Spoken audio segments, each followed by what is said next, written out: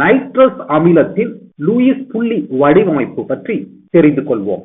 HNO2 Lewis dot structure. Nitrous அமிலத்தின் வாய்பாடு HNO2. ஹைட்ரஜனின் electron அமைப்பு 1s2, நைட்ரஜனின் electron அமைப்பு 1s2 2s2 2p3, ஆக்சிஜனின் எலக்ட்ரான் அமைப்பு 1s2 2s2 2p4.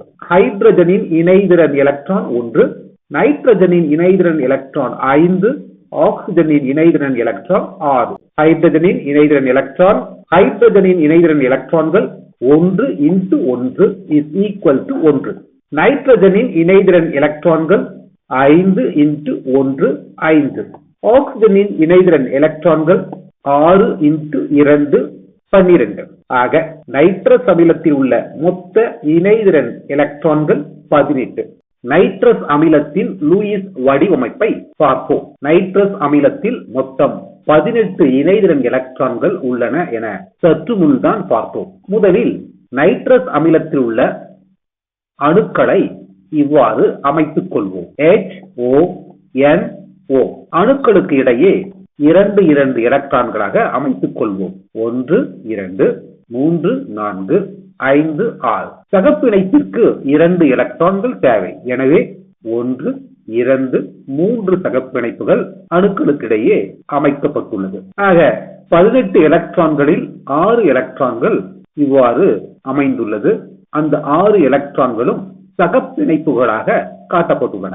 மீதமுள்ள 12 எலக்ட்ரான்களை எண்ம விதியை நினைவில் கொண்டு அதிக எலக்ட்ரான் கவர்திறன் கொண்ட அணுக்களுக்கு முதலில் 8 எலக்ட்ரான்கள் இடம்பெறும் வகையில் அமைத்துக் கொள்வோம். இங்கே உள்ள அணுக்களில் ஆக்சிஜன் தான் அதிக எலக்ட்ரான் கவர்திறன் கொண்டது.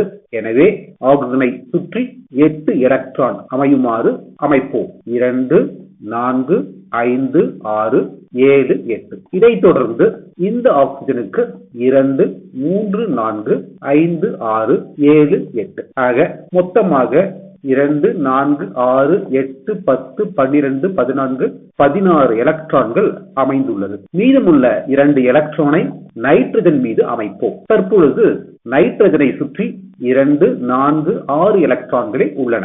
நைட்ரஜன் ஆனது எண்ம விதிக்கு உட்படாமல் உள்ளதல்லவா?